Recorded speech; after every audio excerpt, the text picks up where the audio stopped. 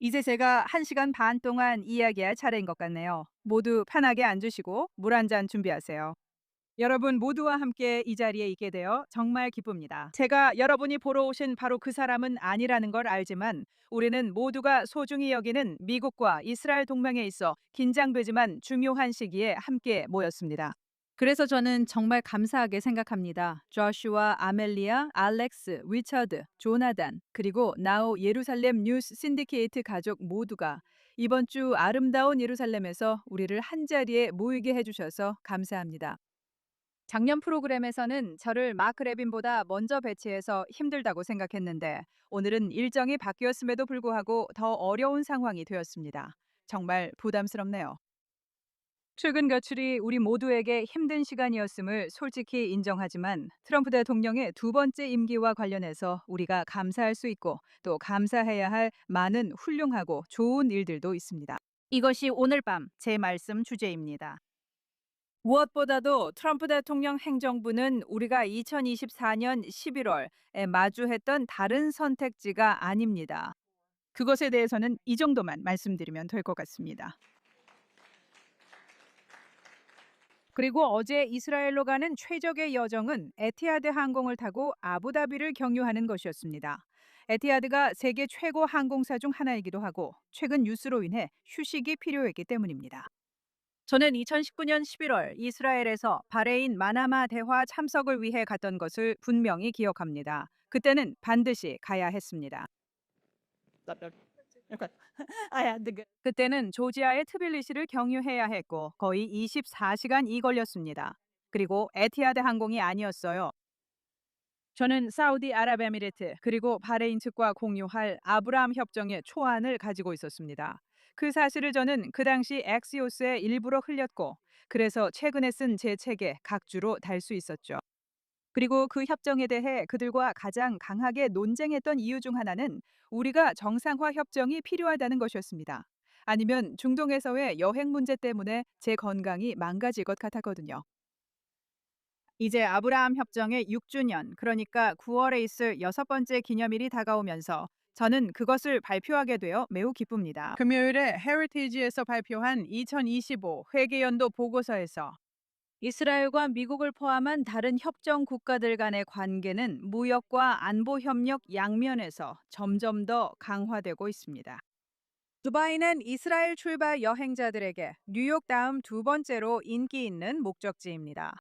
그리고 이스라엘은 최근 모로코와 역사적인 안보 협력 협정을 체결했습니다. 이 모든 일은 10월 7일 이후 전쟁 중에 일어났으며 많은 회의론자들이 아브라함 협정이 실패할 것이라고 자신 있게 예측했던 때였습니다. 글쎄요, 저는 여러분께 그 협정이 실패하지 않았다고 말씀드리려고 여기 왔습니다. 그 협정은 번창하고 있고 앞으로 더 확장될 것입니다.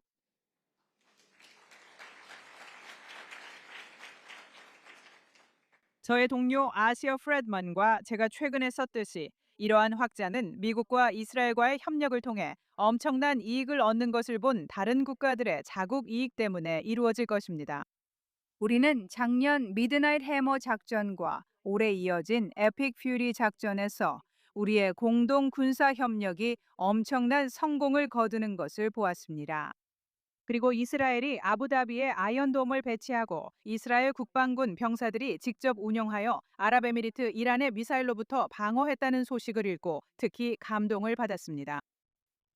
최근 몇 년간 정부 안팎에서 미국과 이스라엘의 관계를 위해 일해온 우리들에게 이처럼 놀라운 성공을 거둔 공동 작전들을 지켜보는 것은 동맹이 단순한 합 이상의 의미를 가진다는 점에서 매우 보람찬 일이었습니다. 우리는 그렇게 원했습니다. 우리는 그렇게 될 것이라고 생각했지만 이제는 지난 40년 동안 미국이 이스라엘과 함께 싸운 것이 정말로 엄청난 성공이라는 것을 확실히 알게 되었습니다. 그리고 이 힘의 영향은 테헤란뿐만 아니라 모스크바와 베이징 그리고 하바나에서도 목격되었습니다. 작년에 저의 동료 롭 그린웨이와 저는 트럼프 첫 임기 동안의 경험을 바탕으로 미국과 이스라엘의 더 넓은 전략에 관한 보고서를 발표했습니다. 이것은 미국이 처음으로 갖게 된 전략이었습니다.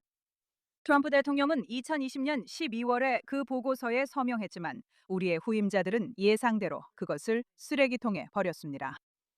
2023년 롭과 제가 헤리티지 재단에서 함께 일하면서 우리는 바로 그 새로운 시대를 조망하기 위해 이 프로젝트를 다시 시작하기로 했습니다. 그것이 올해 JNS 컨퍼런스의 주제입니다.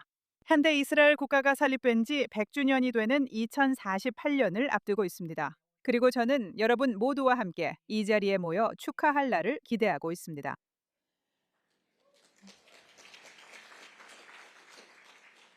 그 문서에는 우리 두 나라 간의 문화적, 경제적, 기술적, 안보적 관계에 관한 여러 가지 좋은 권고 사항들이 있습니다. 이 자리에서 여러분께 자세히 말씀드릴 수도 있지만 그러지 않겠습니다. 자세한 내용을 원하신다면 heritage.org에서 찾아보실 수 있습니다. 저는 그 중에서도 발표 당시 가장 많은 주목을 받았던 한 가지에만 집중해서 말씀드리고자 합니다. 2020 전략에서 그랬던 것처럼 록과 저는 미국이 이스라엘에 제공하는 안보 지원을 점진적으로 이전하기 시작할 것을 미국과 이스라엘에 권고했습니다.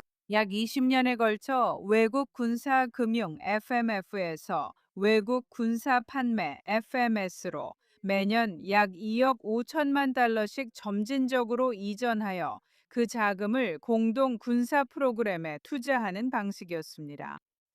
이러한 이전은 이제 구매가 될 이 지원을 이스라엘의 경제 성장 기준에 따라 조건부로 진행하도록 했습니다. 약간 놀랍게도 저희 보고서는 워싱턴 DC의 기득권층에서 충격적으로 받아들여졌습니다.